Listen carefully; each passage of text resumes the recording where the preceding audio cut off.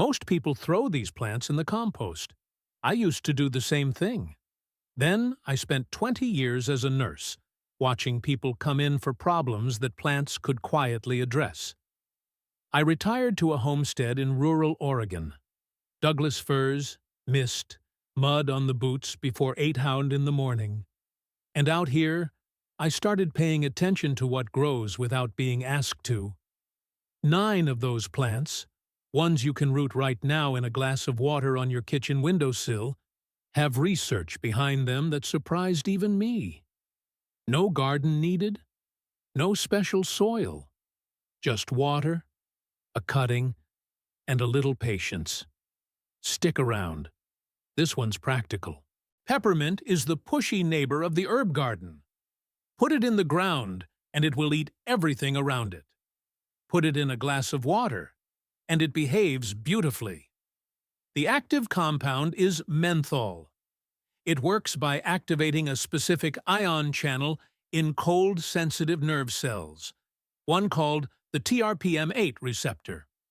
When menthol triggers that channel, your nerves fire a cooling signal. No actual temperature drop required. Back on the ward, we used diluted peppermint oil for nausea management, particularly after anesthesia. It works. A review published in the Journal of Peri-Anesthesia Nursing confirmed that inhalation reduced postoperative nausea meaningfully compared to placebo. For digestion, the mechanism is just as direct. Menthol relaxes the smooth muscle of the gut wall. Think of a tightly clenched fist slowly opening. Gas passes, cramping eases. Multiple clinical trials in a Cochrane review support its use specifically for irritable bowel syndrome symptoms. Enteric-coated peppermint oil capsules are now a recognized option in gastroenterology. Here is the part that surprised me. Peppermint's antimicrobial activity against Helicobacter pylori, the bacterium implicated in most stomach ulcers, has been observed in preliminary laboratory studies. That does not make it a treatment, but it makes it worth knowing about. Cut a stem about 4 inches just below a leaf node. Strip the lower leaves so nothing rots below the waterline. Drop it in a clean glass. Plain tap water works fine. Set it on a bright windowsill out of direct afternoon sun. Roots appear in 5 to 10 days. 4 or 5 fresh leaves. Pour it over with near boiling water. Not a full rolling boil, which drives off the volatile oils. Steep 4 minutes. That is your cup. Evidence indicates meaningful reduction in tension headache pain from topical diluted application. An oral intake study suggests digestion support in cases of gut cramping. Lemon balm smells like someone crossed a lemon tree with fresh rain. Rub a single leaf, and your whole hand carries it for an hour. That scent is the plant's chemistry at work. The primary compounds are rosmarinic acid and a class of volatile terpenes. Rosmarinic acid dials down the same inflammatory signaling cascade that tells your immune system to fire up unnecessarily. Think of it as a volume knob on a response that has been turned up too loud. The well-documented use is nervous system support. Multiple clinical studies, including a randomized controlled trial published in Nutrients, show that lemon balm extract reduces self-reported anxiety and improves sleep quality in stressed adults. The effect is mild to moderate. It is not sedating the way a pharmaceutical would be. It is closer to taking the sharp edge off a difficult day. There is antiviral research worth noting. Rosmarinic acid and related compounds show inhibitory activity against herpes simplex virus in laboratory conditions. Topical lemon balm cream has been studied in clinical trials specifically for cold sore healing time, with favorable results published in Phytomedicine. Take a cutting with 2 or 3 leaf pairs on it. Same rule as peppermint. Strip the stem below the waterline. Use a clean glass and put it in bright indirect light. Roots on lemon balm are slower. Give it 10 to 14 days. Change the water every 3 days to keep bacterial buildup down. For an evening tea, a small handful of fresh leaves steeped for 5 minutes in just off the boil water. I add a strip of lemon peel. Studies suggest 2 to 3 cups in the evening supports the transition into sleep without the grogginess that some sleep supplements cause the following morning. Rosemary grows on rocky Mediterranean hillsides in thin, dry soil under harsh summer sun. That resilience is baked into its chemistry. The two compounds most studied are rosmarinic acid, shared with lemon balm, and carnosic acid. Both function as potent antioxidants and anti-inflammatory agents. Carnosic acid in particular has shown neuroprotective effects in cell studies. It appears to reduce the kind of oxidative damage in neural tissue that accumulates with age. Think of it as rust-proofing for the cells that run your thinking. The cognitive effect is measurable even via inhalation. Inhaled 1,8 cineol, a major component of rosemary's volatile profile, correlates with higher blood levels of a compound linked to neural activity. A study published in Therapeutic Advances in Psychopharmacology found statistically significant improvements in speed and accuracy of mental performance in participants exposed to rosemary aroma in a room compared to controls. Evidence also indicates antimicrobial activity in rosemary extracts against several bacterial strains relevant to food spoilage. This is why it has been used as a food preservative for centuries. The people who figured that out didn't need a laboratory. They had time and observation. Rosemary wants a woody tipped cutting about 6 inches with the lower 3 inches stripped of leaves. Soft green tips tend to rot in water before they root. Place it in a narrow-necked jar so the stem stays upright. Roots take 2 to 4 weeks. Change the water every few days. Patience is the protocol here. For everyday use, a fresh sprig in olive oil as a finishing drizzle or 2 sprigs steeped in near-boiling water for 7 minutes. Studies suggest the latter supports digestion, and based on preliminary observations, may contribute mild anti-inflammatory benefit when consumed regularly. The aroma alone while cooking is not nothing.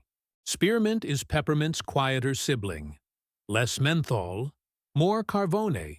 It is the one I reach for when peppermint feels too sharp, or when I want something for evening use, because the stimulating edge is considerably lower.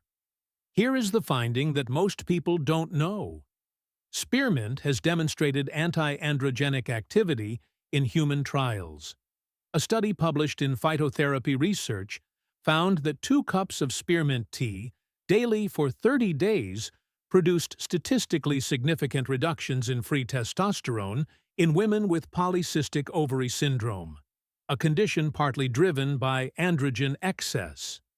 For digestion, carvone, spearmint's dominant compound, relaxes the smooth muscle of the gastrointestinal tract through a mechanism similar to menthol's, though noticeably gentler. It also shows preliminary antifungal activity in laboratory settings, particularly against Candida species. Memory support has also been studied specifically with a spearmint extract.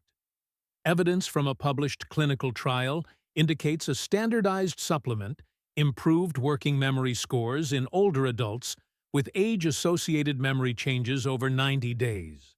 The active compounds appear to be rosmarinic acid and specific polyphenols rather than the carvone itself.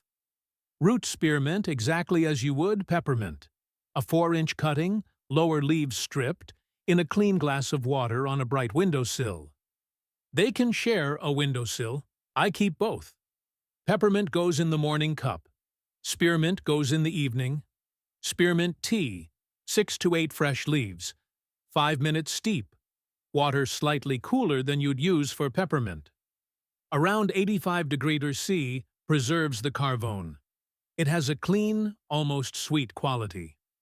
Evidence indicates support for digestion without the stimulating edge of peppermint. Every Italian grandmother who kept basil on her windowsill was, without knowing the terminology, running a modest anti-inflammatory operation. The chemistry backs that up. The primary actives in sweet basil are eugenol and linalool. Eugenol is the same compound that dentists formerly used in clove-based preparations for toothache. It is a genuine pain signal dampener. Linalool interacts with the same neural receptor system that some anti-anxiety medications target. Preliminary observations suggest a mild dual effect, reducing localized inflammation and easing neural overfiring. A note on tulsi, which is holy basil, Oxymum tenuiflorum, a related but distinct species. That is the variety with documented adaptogenic and cortisol-modulating effects across multiple studies in South Asian research literature. Sweet basil and holy basil share compounds but are not the same plant. The anti-inflammatory and antimicrobial data on sweet basil is the more relevant body of evidence for what you are growing on your windowsill. Eugenol has been shown in laboratory studies to affect platelet aggregation, the early stage of blood clot formation. This is relevant context, not a treatment claim. It does mean that if you take blood-thinning medications, concentrated eugenol preparations warrant a conversation with your physician. A generous handful of fresh basil on your dinner is a different matter entirely. Basil roots faster than almost anything on this list. A 3 to 4 inch cutting in water will show roots in as little as 4 to 5 days in a warm, bright spot. Remove any flower buds. They redirect the plant's energy away from root production. I keep a jar rooting on my kitchen windowsill all summer. When a stem gets long enough, I pinch it back and drop the cutting into a new glass. It becomes a continuous supply. For fresh use, tear, not cut. Tearing releases more of the volatile oils than a blade. For a more concentrated preparation, studies suggest an infusion of 10 to 12 large fresh leaves steeped 5 minutes in near boiling water, taken before meals supports digestive comfort. Oregano has one of the strongest antimicrobial profiles of any culinary herb that has been formally studied. Laboratory research has tested its extracts against a broad range of bacterial and fungal strains, including several resistant to standard antibiotics. The two primary active compounds are carvacrol and thymol. Carvacrol disrupts bacterial cell membranes. Think of it as dissolving the structural wall of a tent rather than fighting whatever is inside. Once the membrane is compromised, the bacterium cannot maintain the internal conditions it needs to survive. Studies suggest this mechanism is active against Staphylococcus aureus, E. coli, and Listeria monocytogenes, among others.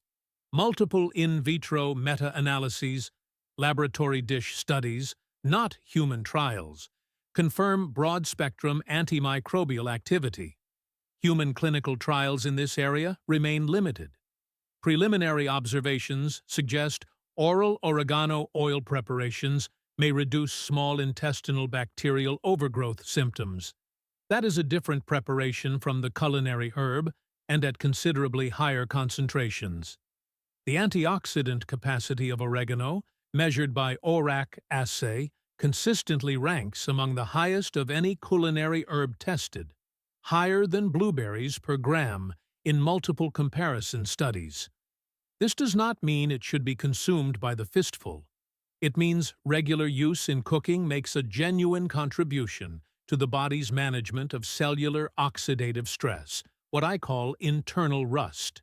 Use soft stem tips, not the woody base. Strip 3 inches from the bottom.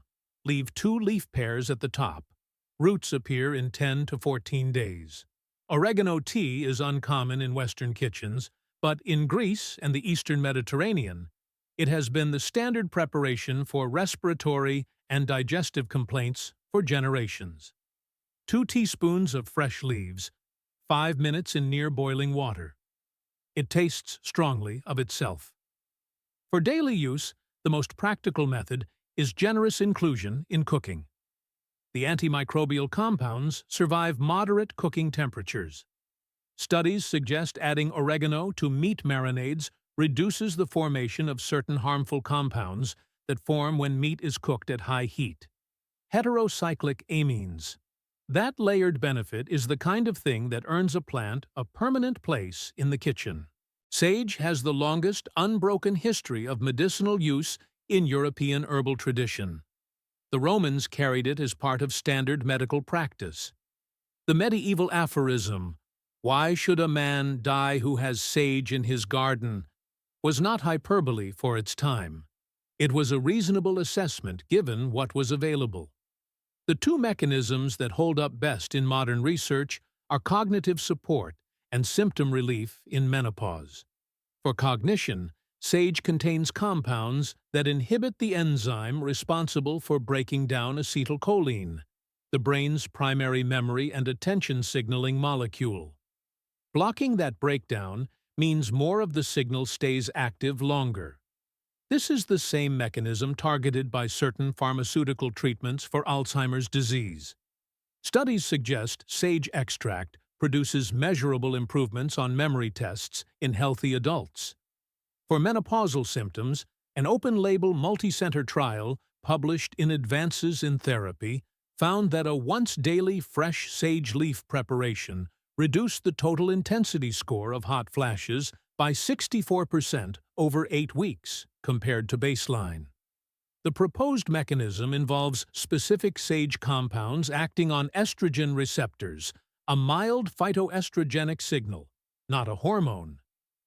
Multiple subsequent studies have produced consistent findings. Sage contains thujone, which in very large amounts is neurotoxic. The operative phrase is very large amounts, the concentration achievable only by consuming sage essential oil directly, not by drinking tea or cooking with the leaf. Reasonable culinary and tea use presents no concern. I mention it because I'd rather you hear it from me plainly than encounter it out of context in a headline. Sage is the most challenging of these 9 to root in water.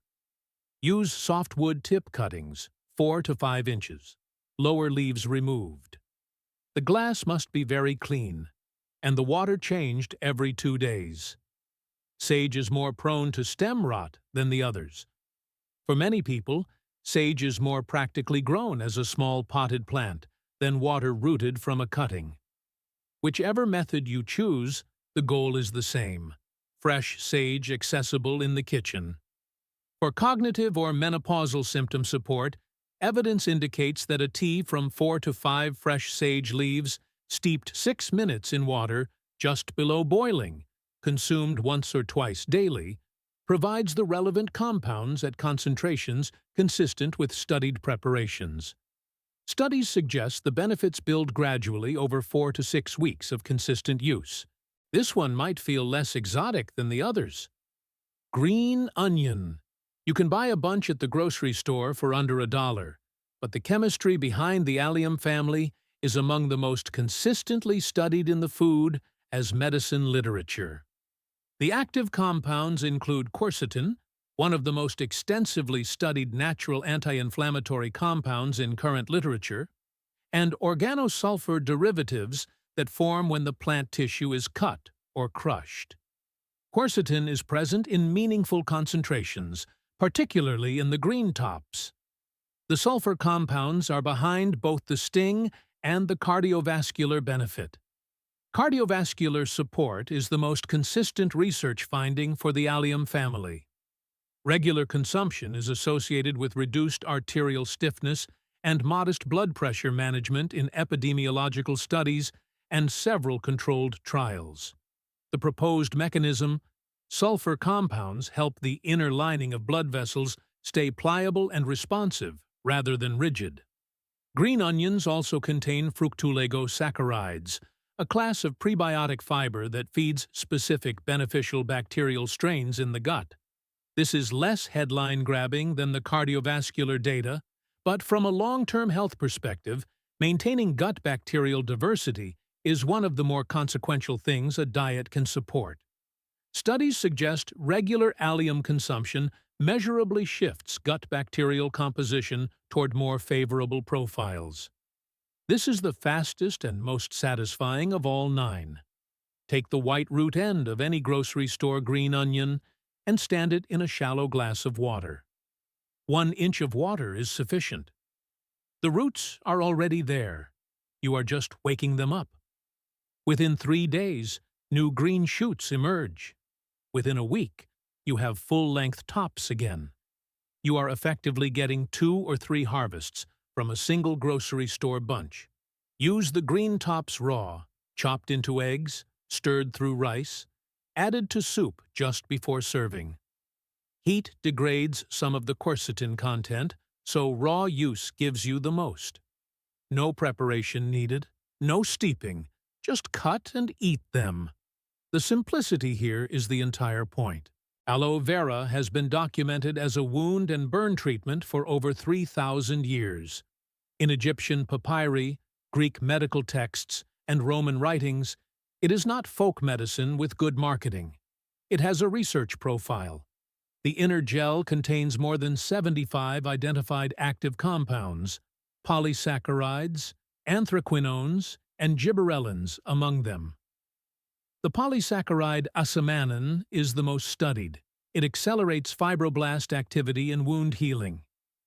Fibroblasts are the cells that physically rebuild damaged tissue, and asamanin appears to increase their production rate. Controlled studies confirm faster healing times for minor burns and abrasions compared to petrolatum-based treatments. For internal use, juice prepared from the inner leaf only, specifically excluding the outer latex layer, which contains aloe and related anthraquinone compounds with harsh laxative effects, shows evidence of supporting gut lining integrity. A randomized, double-blind trial published in Alimentary Pharmacology and Therapeutics found it reduced symptom scores in active ulcerative colitis. Preparation method here matters significantly. Inner gel juice and whole leaf extract are 2 very different products. And here is the counterintuitive finding I find most interesting. Aloe's immune-modulating polysaccharides have been observed in preliminary laboratory studies to support the efficiency of macrophages, the immune system's first responder cells, not by increasing immune activity broadly, but by improving the responsiveness of the response that already exists. I use this analogy. It doesn't hire more security guards. It gives the current ones better flashlights. Aloe propagates differently from the others. It produces offsets, called pups, at the base of the mother plant. Separating and potting one of those is the most reliable method. You can also attempt to root a leaf cutting in a small amount of water. Place the cut base in about 1 inch of water in a bright spot. Allow the cut end to callus for a day before placing it. Roots may form over several weeks, though success rates are lower than with the soft stem herbs. For topical use, a minor oven burn, a scrape, dry hands. Break off a lower leaf, slice it lengthwise, and apply the clear inner gel directly to the affected area. Evidence indicates this is both effective and safe for superficial skin injuries. For internal use, if you make your own preparation, scoop only the clear inner gel, blend with water at roughly a 1.4 ratio, and use within 2 days. 2 to 4 TBSP is the range studied for digestive benefit. More is not better here, and any preparation that includes the yellow latex layer carries a different and more significant risk profile. 9 plants, no garden required, a glass of water, a windowsill, and the patience to watch roots form. I have kept versions of all of these in my kitchen here in Oregon for years. The mist comes in off the valley most mornings. The windowsills stay cool. These plants don't care. They just grow. What I want you to take from this is not a complicated protocol. It is a shift in how you look at your windowsill as a small working pharmacy that you tend rather than purchase. If this story has changed the way you look at the simple plants on your windowsill, please subscribe and like the channel. We are uncovering the ancient wisdom and modern science that often goes unnoticed. Let's grow a healthier future together. The next treasure from nature's pharmacy will be revealed soon.